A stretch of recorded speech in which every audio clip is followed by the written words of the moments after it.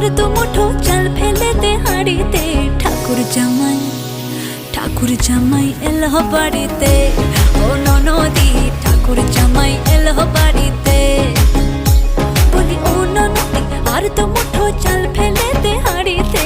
ঠাকুর জামাই এলো বাড়িতে, ও ননদি ঠাকুর জামাই এলো বাড়িতে।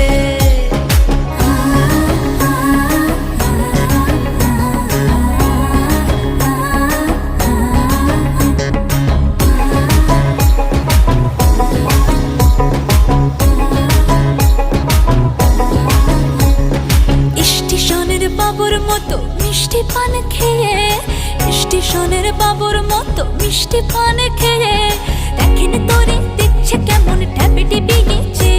আমি তাইতে বলি চলবে ধীরে